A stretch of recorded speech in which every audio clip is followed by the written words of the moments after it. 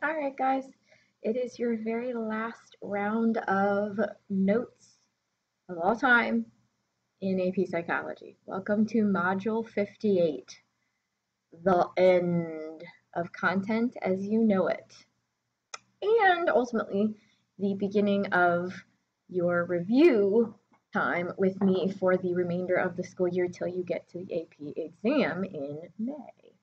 Yay! Today we're going to be talking about two key areas within the field of social psychs, wrapping up, and that is ultimately why it is that people are willing to help another who is in need of it, or what makes them not step up and help, which is going to be something that is going to be a little difficult to see, because it's rough to know that that is present in people. And then we're also going to talk about, for all intents and purposes, relationships. Why do people become connected with another individual? Why do we have attachment? Why do we have love? That kind of stuff. So kids do typically enjoy this as being their last round of notes. So let's talk about the concept of altruism, because that is the utmost in one's willingness to help. Okay, it's an unselfish regard for the welfare of others. So you will help another purely for the sake of wanting to help them. There is nothing in it for you. There is no guiding principle there that makes you try to help out another person because it will benefit you in any way. Okay, there are any number of demonstrations of altruistic behaviors. There have been many circumstances where you guys have participated in walks for us, and you tried to raise money not because it would help you in any way. You'd get a day out of class, you'd be able to, go outside with your friends and have fun. You did it because you genuinely wanted to help those who were going to be affected by the money that we raised for that walk. Organ donation is considered to be another scenario of altruism. That, when you pass, you are hoping to provide life to another individual. My family was very, very, very intimately impacted by organ donation. My grandmother received 2 heart transplants and a kidney transplant, all from families who gave my grandmother the gift of life in the midst of all of their grief of having lost somebody of importance to them. So it's a very good example of altruism. In the aftermath of 9/11, you saw just an unbelievable outbreak of altruism and support for those families who lost loved ones in the Trade Center, in the Pentagon, in Shanksville, Pennsylvania. Just an incredible, not only outpouring of patriotism, but desire to help those. You see lots of scenarios rising up now on the internet with things like GoFundMe, where people will, give money to those who are in need of it. So anytime there's an unselfish regard for someone else, that's altruism that you're demonstrating there. Now, one big thing that we have to ask ourselves while we're moving through all of this is, why do we help? When do we help? And what influences our decision to help another person? What really ends up boiling down as being the most widely accepted is social exchange theory. So we will help others out to reduce the unpleasant feelings that are caused by that other person's distress. Okay, so we feel this desire to help someone out because we don't like feeling badly or unpleasant or guilty without helping them out, right? So let's say you, for example, come across a homeless person walking downtown, and they ask you for money, right? If you get this feeling of like, oh, like I feel really bad saying no to you, I'm going to feel like a terrible person. Okay, here's $5. Ultimately that would kind of be a demonstration of social exchange. It's important to recognize that at the same time that you feel that unpleasant arousal, you'll help, but you're going to try to minimize your cost of doing something, okay? So basically kind of what ends up being asked, not necessarily in a conscious way, sometimes in an unconscious way, is what will helping cost me versus what will my help give the other person? Okay, so if the benefits outweigh the cost, you're definitely going to help. If the costs outweigh the benefit, then no, you're not. Okay, so let's take that example that I just shared with you about interacting with a homeless person. let's say that they want your money, but you know that, the unfortunate reality is like you can't really vouch for what they're truly going to spend it on. And so, what you end up doing is you decide to give them lunch instead, okay? Like you're not just giving them money. It doesn't really inconvenience you anyway. And so you feel much better giving them food rather than, giving them money where it could be, misused for something, okay? Other examples for why we help, or other theories out there, it's the reciprocity norm, and that is we should return help to those who are in need of it, especially those who have helped us. We should help those who have provided that to us. So it's kind of a tit for tat style circumstance. You should help those people, not harm them, okay? So this could, in some regards, kind of connect back into a little bit of the foot in the door kind of circumstance. If somebody's asked for your help and they come to you again, or you asked for their help and they're coming to you, kind of like a, hey, I helped you out, you scratch my back, I'll scratch yours, kind of a thing. We feel a little bit compelled to carry that out and to help them. And then there's what we call the social responsibility norm. This one is predominantly learned and put out there to people, and that is a norm that tells us that we should help others when they're in need. Even though that's not something, there's no guarantee that we're going to get some kind of payment for that help in return. We are taught from a very early age to be giving, right? That's the theme that surrounds Christmas every year is, it's better to give than receive, kind of a thing, right? And people have this tendency to be more generous around the holidays and stuff. And the whole mentality behind that is you should give to others or help others, even if there's nothing in return for you. And so that one would be what we call the social reciprocity norm. So each one of these guys has a little bit of merit to explaining why it is that people are willing to help.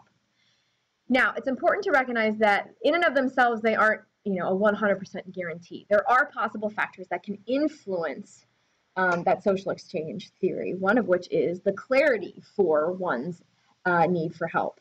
If a person is in dire need, we will help the most, for the most part. The reality is, in some circumstances, that might not always be the case, especially if we perceive that our personal well-being could be impacted. And that brings us into one of the saddest stories of psychology, which is Kitty Genovese's story. And we'll go a little bit more in depth with one another in class on this. But ultimately, Kitty Genovese was stabbed on 3 separate occasions over a period of roughly, I want to say around a half an hour or something like that, right outside of her apartment building. The attacker came back 3 separate times, and ultimately she ended up bleeding out and dying, even as she had called out and cried out for help. 37 people in the apartment complex either heard or saw what happened, and they did not call police. And so when Martin Gansberg's article in the New York Times was published, many of my intro kids, you'll remember that article because you read it in class with me in intro. It drew just unbelievable national attention to this story. How could all of these people have witnessed this, have watched this, and no one did anything to stop it? And ultimately what this comes down to is another major influence to social exchange theory, which is the presence of others. The reality is, if more people are around us when someone is in need of help, it's a very significant possibility you're going to see this issue of diffusion of responsibility. You've heard me make reference to it before. It's rearing its head again. Okay, so when more people are present, we spread that responsibility that we feel out around to other people. So we don't feel as accountable individually. So the more people that were present, the more that many of them felt, well, just, someone else, it wasn't just me that saw this, someone else had to have called police. I don't have to worry about this. Okay?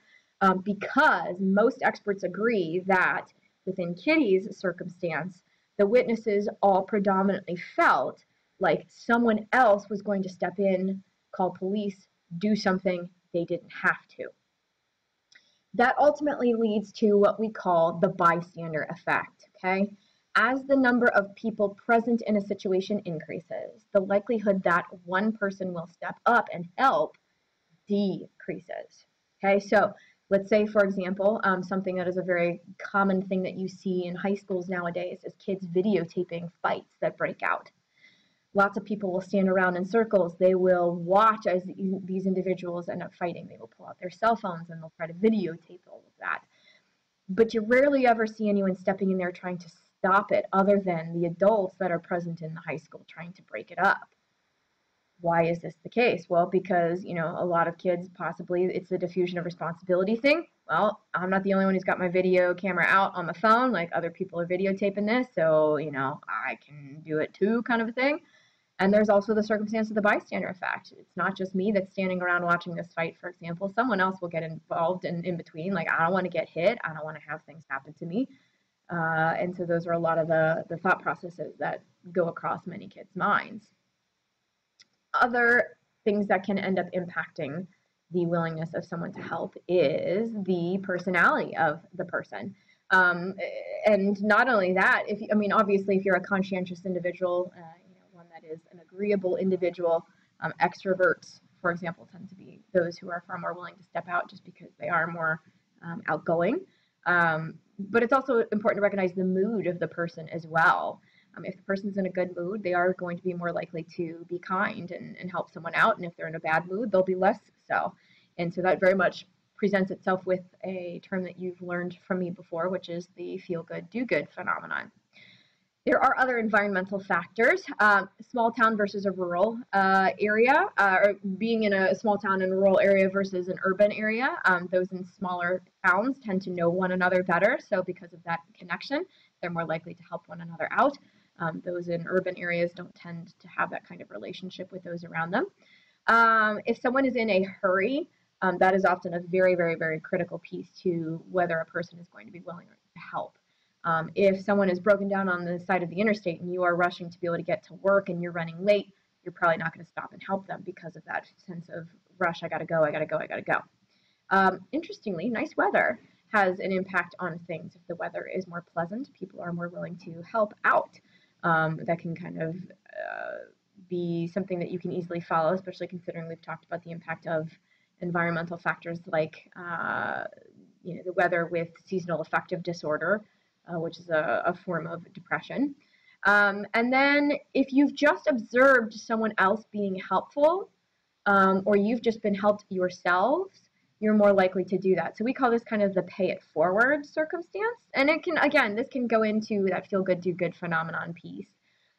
If you've just witnessed someone else being really helpful, you are a little bit more inclined to ultimately do that for someone else as well.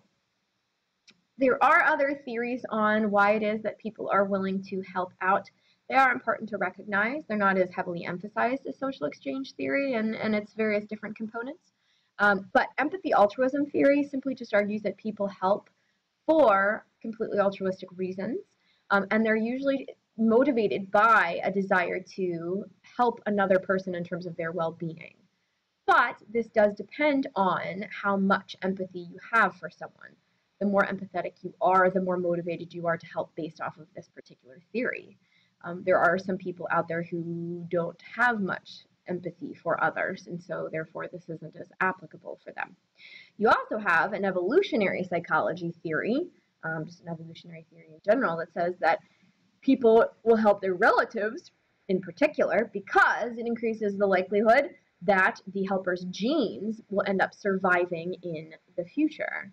And so they believe that there is kind of an evolutionarily natural selection oriented slant to why it is that we're willing to help another as well. All right, so let's switch gears and talk about this next area of prosocial relations, which is attraction.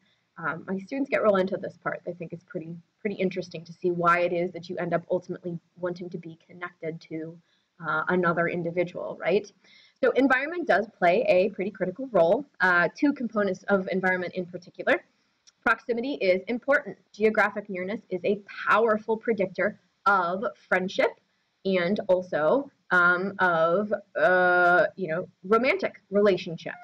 Think about it in the sense of you and your people in your neighborhood. Many of you guys have shared with me that you are very close friends with your neighbors, or you became really close friends with your neighbors. Well, why? Because they live right next to you, or across the street from you, or right down the street from you, right?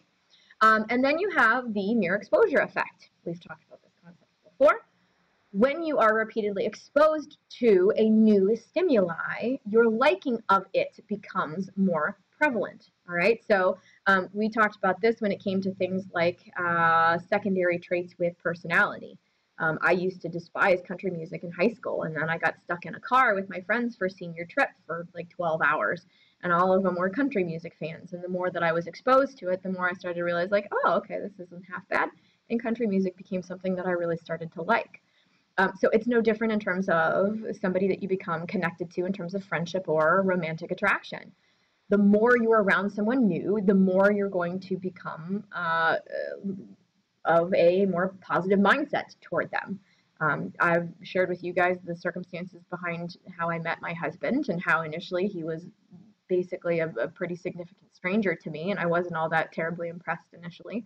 But the more that I got to spend time with him and was around him, the more that I started to realize that he was a really, really, really great guy. Now, environment also has significance when it comes to the actual situation where you meet someone, because first impressions are exactly that. They are very powerful. You are more likely to be attracted to someone, a stranger in particular, if you meet them in comfortable rather than uncomfortable physical conditions. So I met my husband at a wedding. He was one of the only single individuals in the groom's side, and I was the only single individual on the bride's side. And so they kind of came up with this idea ultimately to put us together at the wedding and see what happened. And so it became pretty obvious, because most of my friends, their significant others, were also involved in that wedding. It was pretty clear that there was a very distinct message that was being presented to myself and to the hubs. And so for me as an introvert, that made things a little uncomfortable at first. And so I was very aware of those circumstances, and any attempt that my husband made to kind of try to put the moves on, so to speak, I was not terribly open to those attempts, because it just seemed pretty clear, like, hey, they're shoving two single people together and like, let's throw something at the wall and maybe something will stick. So it was a little uncomfortable for yours truly. Now, if you are in an associated positive state and you can connect that to the person that you are experiencing some level of attraction to, that can also be a good thing. It's pretty funny when I share to students initially that Todd and I met at a wedding, because usually the first response that I get from everyone is like, oh, that's so sweet. That's so cute. You were the only single people and you ended up getting married. And so if there is that kind of mentality towards things where you associate that person, that new individual, with something pleasant, then ultimately you can start to, kind of classically condition yourself, if you will, to have positive feelings toward that person. It's important to recognize that it's not just environmental pieces. Certainly there have to be some cognitive and personality components too. Having similar views between individuals does cause an attraction bond to strengthen, but it's important to recognize that it doesn't mean you have to be exactly the same. You have heard me speak on numerous occasions that in terms of personality, my husband and I are very different in a number of pretty significant personality traits. He is very extroverted. I am pretty introverted. He is a very this fly by the seat of your pants, go with the flow, easygoing kind of guy, and I am very much not. I am very rigid in terms of how I like everything planned out and scheduled and set and ready to go, and I don't do so well when things don't go according to plan. Here's the thing though, those are not in and of themselves big issues that could spell disaster for our marriage. Ultimately, you have to be pretty similar in big ways, particularly religious views, political beliefs, and family values. Those are the big guns. Okay, big ways in terms of how you want to operate financially, because finances are a very, very, very critical piece for why many marriages anymore end in divorce. So it's important to recognize that when you're looking at this issue of attractiveness, that you don't have to be perfect carbon copies of one another. You can have differences. Differences can attract one another. You don't have to be, perfectly 100% similar with one another. You can have those differences, but you do want to be fairly along the same line in some pretty big ways. So let's talk about the issue of physical attractiveness, because that does tend to come up when we're talking about all of this. Is physical attraction really that important? Most experts do say it is, initially in particular, especially in those first initial stages, because it's often what ends up drawing you towards someone.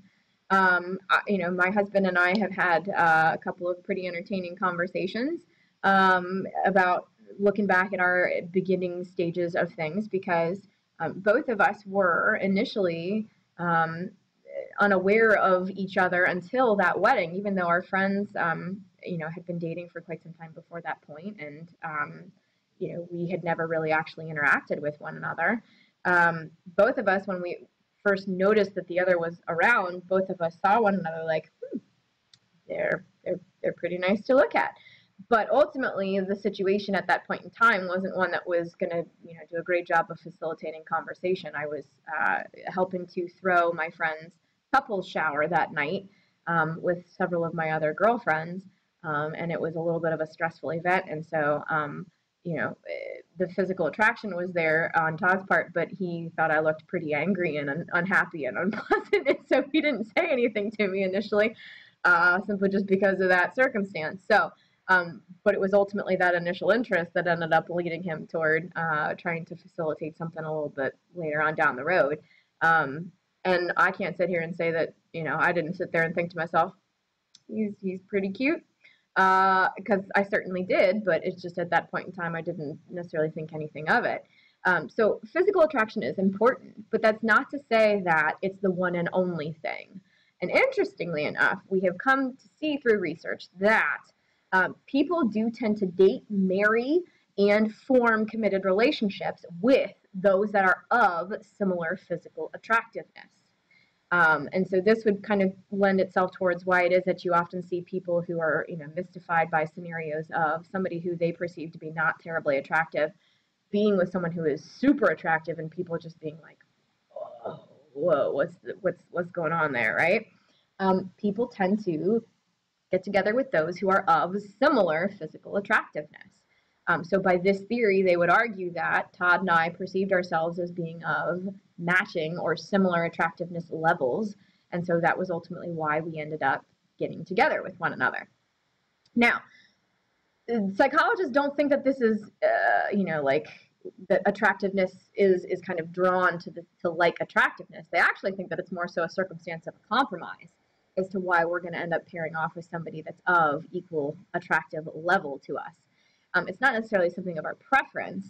We may actually be really attracted to those who have most physical appeal out there. So like, the super hardcore buff bods for women, or, the super skinny mini style for women. And so we're very attracted to that, but we don't want to be rejected by that.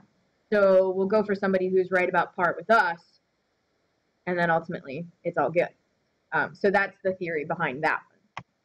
Now, let's talk about the issue of how we form relationships, because not all relationships are one in the same, okay? And so much of this is going to come back to Bob Sternberg and his triarchic or triangular theory of love. Now, you've heard of Bob Sternberg before because he came up with the triarchic theory of intelligence as well. He's all about the threes, all right? So the first category in his relationships theory is passionate love, okay? This is usually present in the very beginning of a relationship when you're super consumed with that person. All you want to do is spend your time with them, things along those lines, right? So that's an important thing to keep in mind for yourself if you're in a very brand new relationship, okay? It's that heightened, very intense, positive absorption in your relationship. Eventually, though, that cools down, and you leave with compassionate love, all right? So this is a far more intimate attachment, okay? There's a very deep mutual concern for the welfare of others, okay? So you're far less physiologically aroused, okay? But it's more psychologically intimate, okay? So you feel far more connected and emotionally equal to that individual, okay? So you feel like you are in a relationship where you give what you get, right? So it is a reciprocal kind of circumstance. You're not constantly giving, and they are taking. And it involves self-disclosure. So you feel that you are in a relationship that is committed enough where you can be your true self and reveal intimate details about your life. Compassionate love is often what's considered to be left when that passion changes or dissipates, okay? Now, here's the thing, though. For Sternberg, the ultimate end of the day, desired peace is consummate love. He argues that that is an aspect of that passion. Okay, so passionate love right here, the companionate love here, and then all of them interconnected here, okay? And so consummate love is considered to be the be-all, end-all. You have the intimacy component of companionate love, along with its commitment, right? You have the passion. Okay? There's still like a very intense romantic feeling for that person. And so this is ultimately, to Sternberg, the be-all, end-all for a romantic, intimate relationship. So we have thus reached the end of your final set of video notes. Good way to end it, I think, talking about something pleasant and positive rather than negative or horrendously overwhelming in terms of theories, right? So you can shed your single tear because you finished your last set of video notes for me. And you can look forward to a couple of activities in class where you're going to have the opportunity to do some bringing to life of these theories and ideas. And we'll make sure that we wrap it all up for you in a nice bow so that way we can move on to our AP review content coming up.